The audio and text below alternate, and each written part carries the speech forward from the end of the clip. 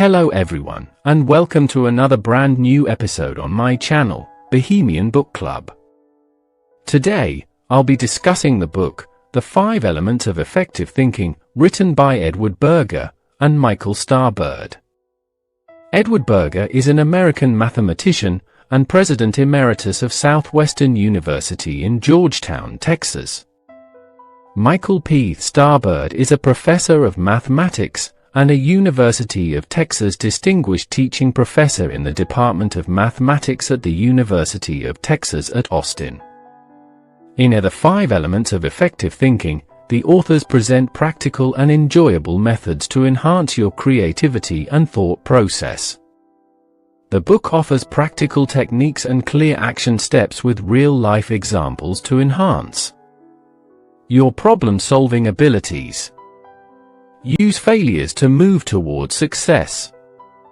Develop the practice of posing thought-provoking questions.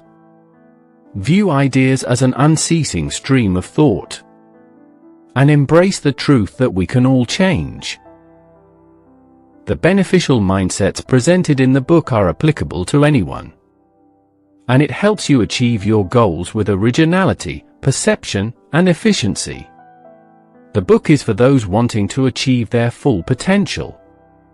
This includes students, parents, teachers, business people, professionals, athletes, artists, leaders, and lifelong learners. Before moving ahead, please don't forget to subscribe to my channel. Part 1: Mastering the Basics. Should you learn everything there is to know about a subject, for instance, in order to truly understand it? Not necessarily. Mastering the fundamentals is essential for developing a true understanding of a problem. Just as the element Earth symbolizes the firm ground beneath our feet, the fundamentals form the basis of any talent or ability, and the heart of any area of expertise.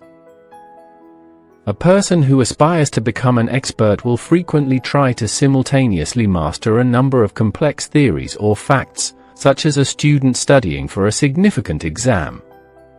But this isn't the best course of action. True experts, on the other hand, are focused on continuously improving the fundamentals. Don't jump into a difficult task head-on the moment you are presented with it. To successfully tackle each simpler element, start by thinking about the task's fundamental components. Think about how the U.S. National Aeronautics and Space Administration, NASA, successfully completed the moon landing mission in the 1960s. The organization didn't achieve this goal by launching astronauts into space right away. Instead, they began by launching an unmanned rocket to the moon. NASA didn't pursue, and eventually succeed in their mission to send a man to the moon, until this fundamental step had been completed. Part 2: Finding the Essence. We frequently look for the solution that seems most obvious when attempting to understand a phenomenon. To solve a problem, we must find its core, which is frequently obscured by unimportant details. Here, we are once more reminded of the element Earth, because a problem's essence is its core, or foundation. Let's take the example of flying. Earlier, the mechanics of flapping wings diverted attention from the true cause of why a body can fly. A better understanding of what made flight possible, that is, the specific curvature of a wing, came about only after people closely examined the mechanisms of flight. As a result, we must focus only on what is visible, in order to understand an issue or problem at its core. This entails willfully avoiding what we might anticipate, or have been instructed to perceive. Part 3: Learn from your mistakes. Everyone has tough days. Great thinkers react differently to bad days, setting them apart from the average ones. Reflect on your mistakes every time to learn important lessons. Mistakes are valuable lessons that serve as the foundation for your achievements and growth. Recognize your mistake, analyze it, and determine the reason behind it. Identifying and investigating mistakes provides insight for handling future problems. An ineffective solution to one problem may serve as the perfect fix for another. In 1970, a 3M laboratory scientist attempted to develop a powerful adhesive. His alternative solution failed, a weak adhesive that leaves no residue when peeled off surfaces. The project was later dropped. Later, a 3M scientist aimed to design a bookmark that would stay secured between pages, without causing any harm. The solution? The weak adhesive that failed before. The scientist's invention is the famous and successful Post-it note from 3M. Therefore, consider the potential of your idea before labeling it as worthless. To listen to more interesting summaries, please subscribe to my channel. Part 4. Expect to fail before succeeding. Numerous individuals dread failure intensely. The fear of failure often deters individuals from exploring new opportunities and succeeding. To innovate, fear of mistakes cannot be a hindrance. Failing should be welcomed, since it provides useful information. Although unconventional, you can encourage this way of thinking in yourself. First, expect to fail at least 9 times before succeeding. Don't expect to succeed on your first attempt, whether creating a gadget or artistic work. Thinking this way frees you to try new ideas without fear. Second, approach your problem without the assumption that your idea is right. When you write freely, without worrying about being correct, you'll find that your ideas flow better and become clearer. Delay judging what is right or wrong, good or bad.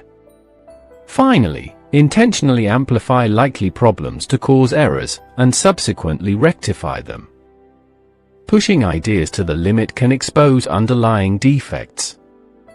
Manufacturers usually conduct stress tests to determine the product's maximum strength by pushing it to its limits.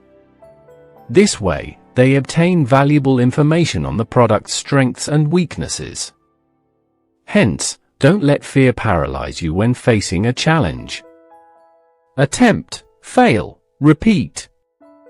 Part 5. Be curious. Kids inquire frequently. As grown-ups, we might get irked by excessive curiosity, specifically the insistent questioning of why, due to our preoccupation with personal issues. However, questioning constantly is essential for developing an effective mindset. What actions must you undertake to reach this positive mindset? First, imagine yourself as a teacher.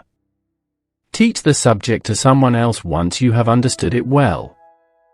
You can clarify the topic by preparing a lecture for someone, like a friend or co-worker, and ensuring that your thoughts are well organized. You may encounter new questions while going through this process. Also, explaining a subject in detail to someone else can expose gaps in your own understanding. Assess your lecture by devising a test related to your topic. What questions would you pose? Moreover, can you answer those questions accurately based on your lecture's contents? Second, be consistently curious and evaluative in your approach. Don't overwhelm yourself with all the facts when you're curious about a topic. Instead, ask questions. Ask yourself what-if questions frequently, and satisfy your curiosity by finding answers. For example, during their lectures, the authors would choose a random student to ask at least 2 questions. As a result, the questioner typically gains and retains a better understanding of a subject than other students present at the lecture, as the questioner has to develop an inquisitive nature in order to ask good questions. Part 6. Asking the right questions. Skillful questioning is priceless.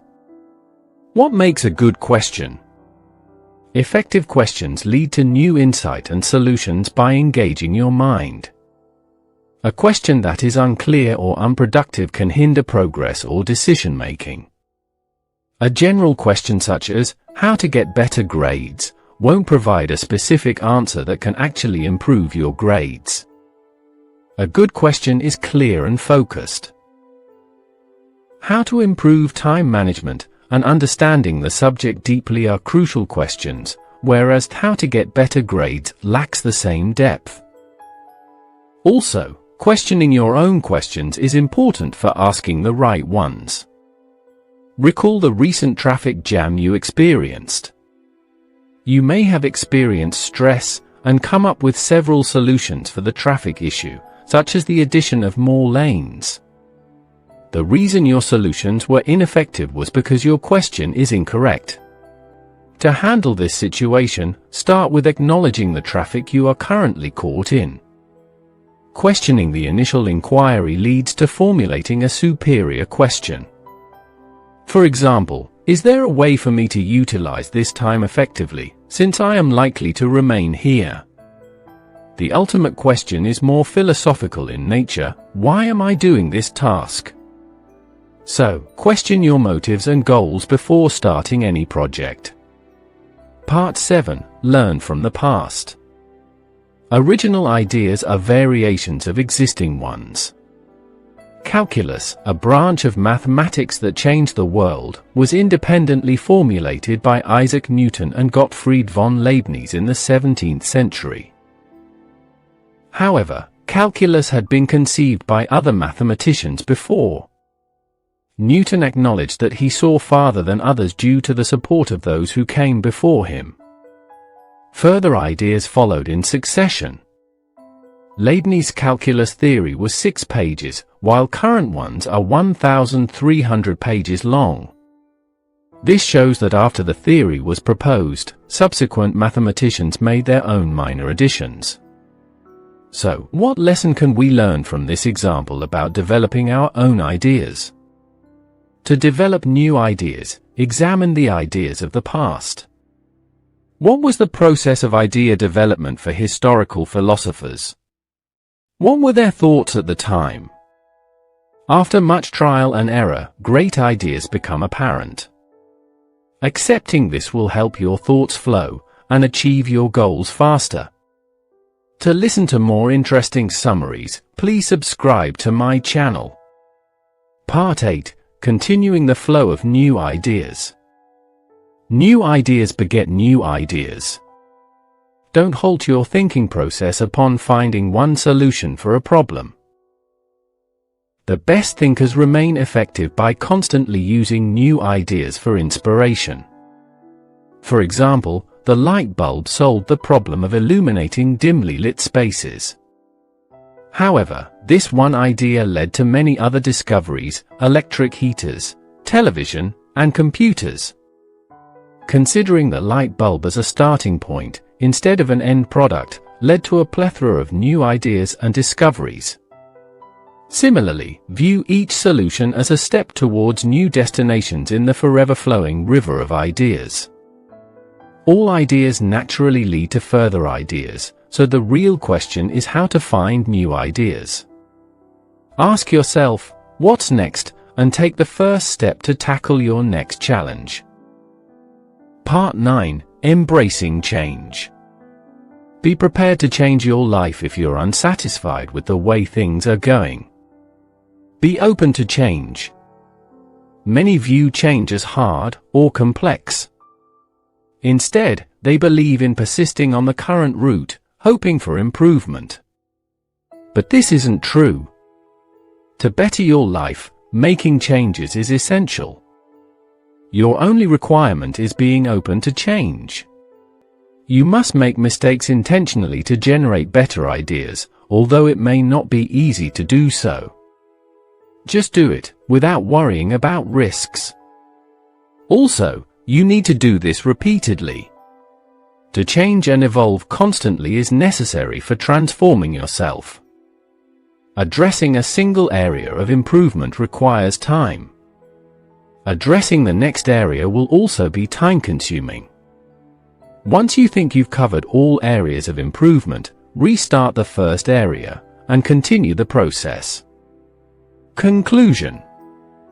Unconventional thinkers are ordinary individuals with extraordinary ideas. Confront difficult tasks boldly. Welcome failure as a means to gain knowledge that can be useful in other areas as well. Develop curiosity by asking more questions, including ones you already know the answer to enhance your understanding. Think outside the box and innovate unconventional solutions to problems. By using the effective thinking methods given in this book, you can find success and abundance in all areas of your life. Thank you for watching this episode. Please don't forget to subscribe. Your likes, comments, and shares are highly appreciated. See you soon in our next episode.